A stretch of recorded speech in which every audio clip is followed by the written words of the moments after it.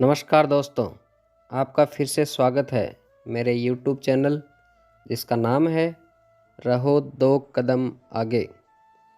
दोस्तों, आज मैं आपको बताऊंगा कि हम अपनी मौत के डर को अपने मन से कैसे निकाल सकते हैं और अपने जीवन को कैसे आनंदमय बना सकते हैं।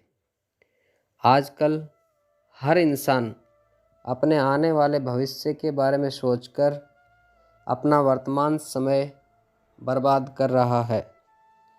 हर किसी को यही चिंता है कि मेरा आने वाला भविष्य कैसा होगा तथा आने वाले समय में मेरे परिवार का क्या होगा।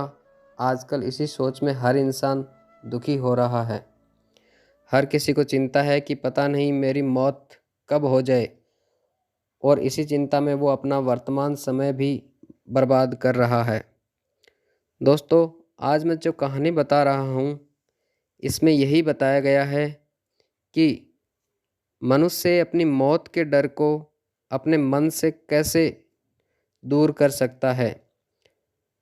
ये कहानी श्रीमद् भगवत कथा के एक प्रसंग से ली गई है जिसमें राजा परीक्षित और सुखदेव जी का एक प्रसंग है।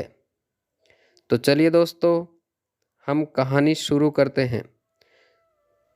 और हाँ दोस्तों, आपको इस वीडियो को पूरा देखना और सुनना है। आप बीच में इसको स्किप मत करना, क्योंकि ये कहानी आपके जीवन में बहुत काम आने वाली है तथा इस कहानी के माध्यम से आप अपने जीवन को और सुखमय बना सकते हैं और इस जीवन की असलियत को समझ सकते हैं। अगर आप इस चैनल पर नए हैं तो प्लीज़ इस चैनल को सब्सक्राइब ज़रूर कर लें, ताकि आपको ऐसी ही और वीडियो देखने को मिलेगी जिनसे आप अपने जीवन में हमेशा दूसरों से 2 कदम आगे रहेंगे। ये मेरा आपसे वादा है। तो चलिए दोस्तों, हम कहानी की शुरुआत करते हैं।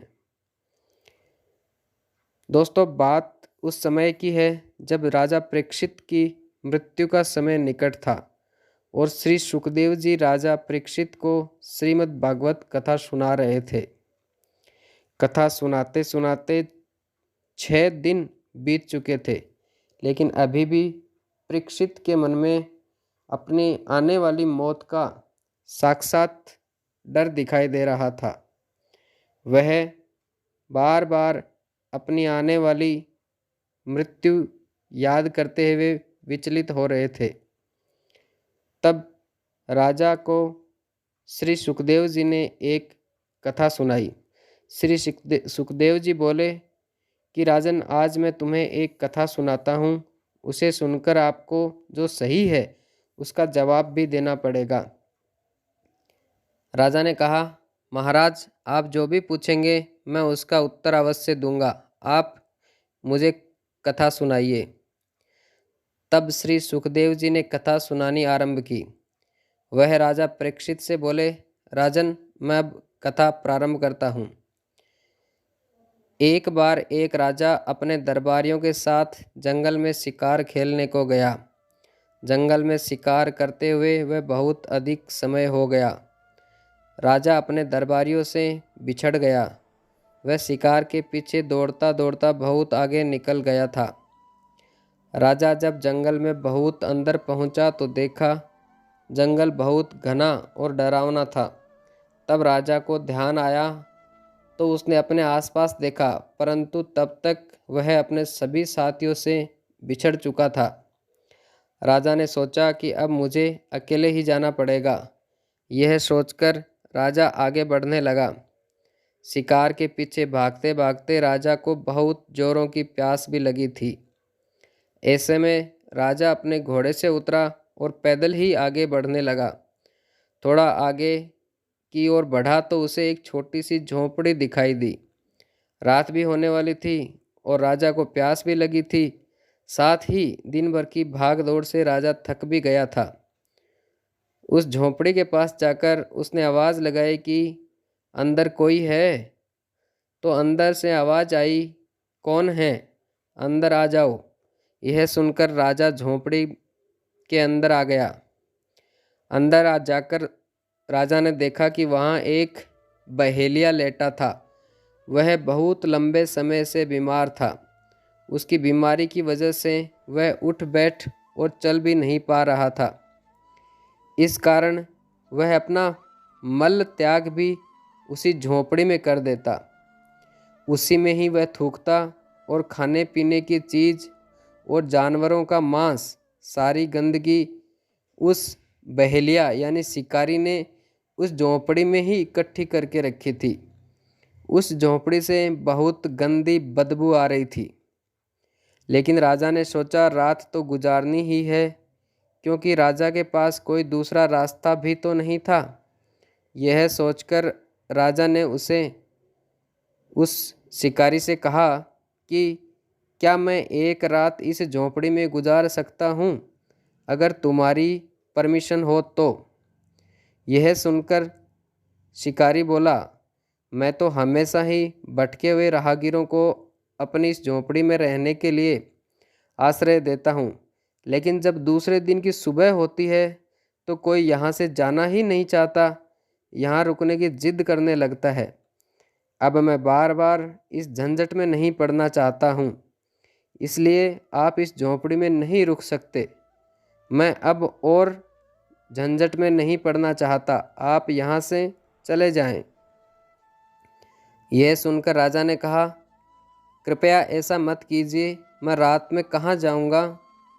मुझे तो यहाँ का रास्ता भी नहीं पता है। मुझे आज रात रुकने दो। मैं वचन देता हूँ कि सुबह को मैं यहाँ से अवश्य ही चला जाऊँगा। मैं और लोगों की तरह नहीं करूँगा। राजा के बहुत अनुनय विनय करने पर शिकारी बोला, चलो ठीक है, मैं तुमको भी रुकने के लिए आश्रय दे देता हूँ, किंतु याद रहे सुबह होते ही तुम्हें यहाँ से जाना होगा। राजा से यह कहकर शिकारी एक तरफ हो गया और उसने राजा को भी वहीं विश्राम करने की अनुमति दे दी। राजा रात को विश्राम करने के लिए उस झोंपड़ी में एक तरफ लेट तो गया, परंतु उसे उस झोंपड़े की दुर्गंध बहुत परेशान कर रही थी। कुछ समय तक तो राजा को वो दुर्गंध अच्छी नहीं लग रही थी, किंतु जैसे जैसे समय बीता वैसे वैसे राजा के मन में अलग ही भाव आते जा रहे थे। वह अपना वचन भूल गया, वह सत्य मार्ग पर चलना भी भूल गया। लोगों की भांति वो राजा भी उस झोंपड़ी में रुकने की बात सोचने लगा। जब सवेरा हुआ और शिकारी ने कहा कि चलो उठो, अब जो आपने वचन दिया था उस वचन को पूरा करो और इस झोंपड़ी से चले जाओ। यह सुनकर अन्य लोगों की तरह राजा यही कहने लगा कि नहीं, मैं अब इस झोंपड़ी से नहीं जाऊंगा, मेरा अब यही घर है, मैं कहीं नहीं जा रहा। और ऐसा होते होते वह शिकारी से झगड़ने भी लगा और उस शिकारी से झोंपड़ी में रुकने की हठ करने लगा। शिकारी बार बार उसको निकालने के लिए कहता और राजा हठपूर्वक उसी झोंपड़ी में रुकने को बोलता। कहानी सुनाकर श्री सुखदेव जी ने कहा कि हे राजा, अब आप ही बताएं कि क्या राजा ने सही किया? क्या शिकारी गलत कर रहा था उस राजा को निकालकर? अब आप ही इसका उत्तर दीजिए और सत्य बताइए कि किसकी गलती है। श्री सुखदेव जी की बात सुनकर राजा बोले, राजा क्या पागल था? इतना अच्छा राजपाट छोड़कर वह उस दुर्गंध युक्त झोंपड़ी में क्यों रुकना चाहता था? उसे ये भी नहीं पता है कि वहाँ कितनी गंदगी फैली हुई है। उस झोंपड़ी में ऐसा क्या है जो उसके लिए वह रुकने की जिद कर रहा था? ऐसा मूर्ख राजा कौन था जो उसे गंदे और दुर्गंध युक्त झोंपड़ी में रुकने की जिद कर रहा था? तब श्री सुखदेव जी ने हंसते हुए बोला, राजन, वह राजा आप ही तो हैं। यह शरीर कुछ और नहीं, दुर्गंध युक्त वही झोंपड़ी है जिसमें अच्छाई कुछ भी नहीं है। इसमें सिर्फ दुर्गंध युक्त हड्डी, मांस, मल, मूत्र आदि से भरा हुआ शरीर है और जो आत्मा है वह राजपाट है। आत्मा का इस शरीर में रहने का समय समाप्त हो जाता है तो वह शरीर को छोड़ देती है। आप यूं ही इस शोक में पड़े हुए हैं। एक न एक दिन इस शरीर को छोड़कर तो जाना ही है, क्योंकि शरीर झोंपड़ी की तरह आपका नहीं है, आत्मा ही आपकी है। तो अपनी आत्मा को इस शरीर से मुक्त होने में संकोच कैसा? इसलिए आप मृत्यु के इस डर को त्याग कर इस भागवत कथा के माध्यम से अपनी आत्मा को दीर्घ काल तक उसे राजपाट भोगने के योग्य बनाएं। मनुष्य इस शरीर को अपना मान बैठता है, जबकि यह शरीर उसका नहीं है। यह इस शरीर के सुख भोग के लिए पता नहीं क्या क्या योजनाएं चला के बैठा रहता है। ऐसा नहीं होता है। मनुष्य को अपने शरीर से ज़्यादा मोह नहीं करना चाहिए और हमेशा अच्छे कर्म करने चाहिए, ताकि वह अपना वर्तमान समय बड़ा ही आनंदमय बिता सके। श्री सुखदेव जी की यह बात सुनकर राजा परीक्षित के मन से जो मृत्यु के लिए भय और डर था वह सब जाता रहा। अब वह इस जीवन को जितना बचा था उसको आनंदमय जीने के लिए आतुर था और मृत्यु का स्वागत करने के लिए भी तैयार था। तो दोस्तों, इस कहानी से हमें यह प्रेरणा मिलती है कि हमें अपनी मौत से भय नहीं रखना चाहिए, क्योंकि जो चीज़ हमारे बस में नहीं है और जो शरीर जिस पर हम इतना घमंड करते हैं वो भी हमारा नहीं है, इसको भी एक दिन ख़त्म होना ही है। तो उसके बारे में हम क्यों सोचें?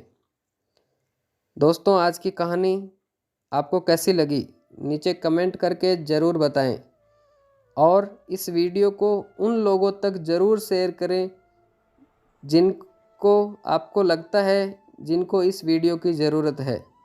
और हाँ दोस्तों, एक बार फिर से आपसे रिक्वेस्ट कि अगर आपने इस चैनल को अभी तक सब्सक्राइब नहीं किया है या आप नए हैं तो कृपया इस चैनल को सब्सक्राइब ज़रूर कर लें। धन्यवाद दोस्तों।